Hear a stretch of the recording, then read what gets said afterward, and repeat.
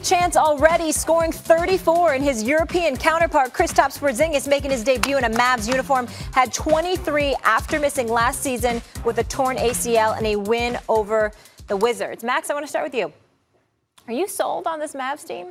Yes, I am, if Porzingis can remain healthy. Of course, Stephen A., you'll always say, yeah, but just presuming health. But given the injury he's coming off of, given the fact that guy's 7'3", everyone talks about bigs on the Lakers. The Lakers never draft bigs. They wait to see the first 5-6 years through attrition, like who's left standing. Okay, let's go get that guy. Yeah. Because 7-footers plus, you just don't know how their frame is going to react to anything, let alone the pounding you get in the NBA as a big.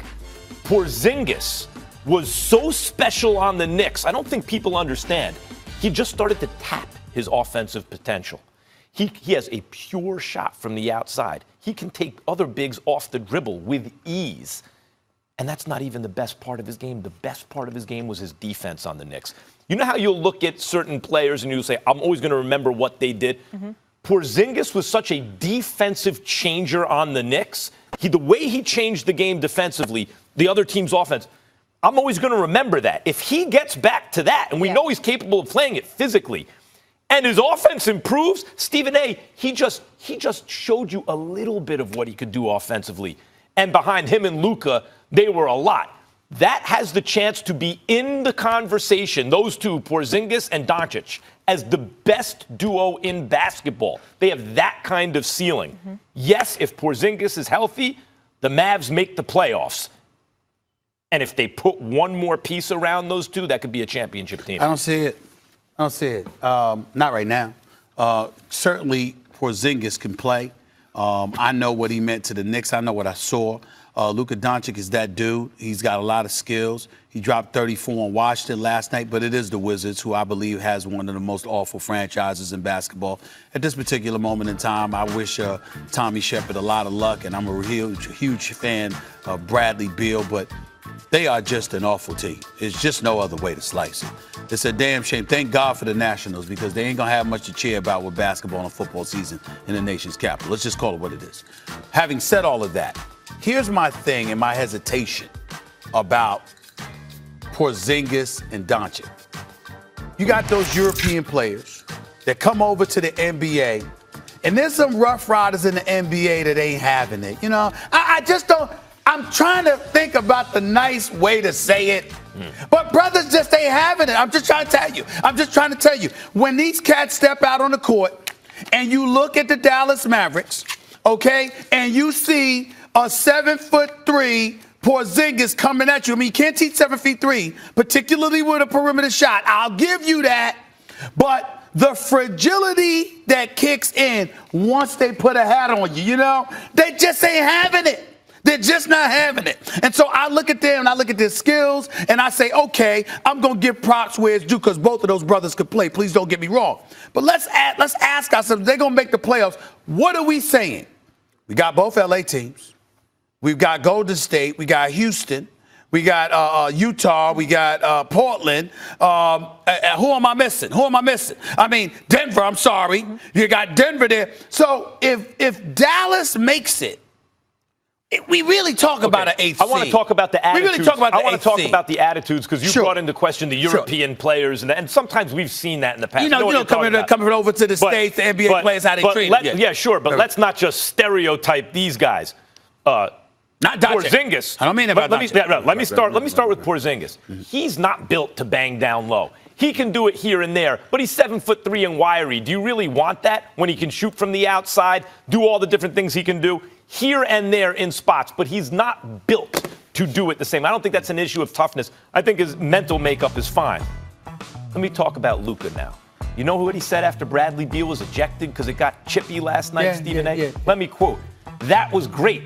That's what basketball is about. You don't have no friends on the court. I respect him for doing that, meaning Beal, because Beal knew Luka's getting out of control. He's killing us. Let me do something. That touched your heart, Mac, that moved you? Yes, man. Because what Luka understands is when I see a dude like the Greek Freak who refuses to work out with dudes on the other team in the offseason, right?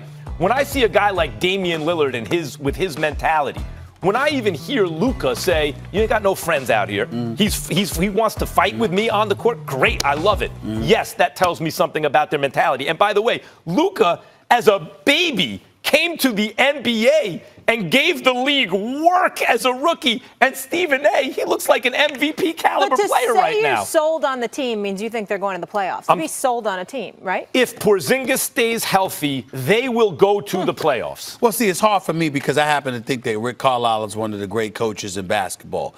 And I've known him for many, many years. But I can't ignore the fact that with the exception of 2014, 2015, the Dallas Mavericks have not won more than 42 games. I mean, listen, they haven't 42 games since that time, 42, 33, 24, and 33.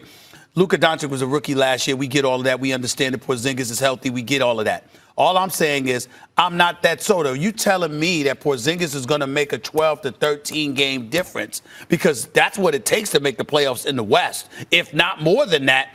I'm sorry. You remember the Clippers were a 7th or 8th seed last year, winning 48 games. Do I see Porzingis making a 15-game difference on the Dallas Mavericks? Better too. Well, I'm saying I'm giving you Luka Doncic. I'm not even questioning him. No, I'm saying he's a couple games better. He's worth a couple extra games over last year. But what I'm saying to you is you're asking me to be convinced that I'm going to see a 15-game improvement in the Dallas Mavericks. I love Rick Carlisle. The answer is hell no. All I'm saying, I don't see it. And everyone's giving Luka props. I still don't know if people understand how good he already is. He's good. But Porzingis is the one everyone's sleeping on.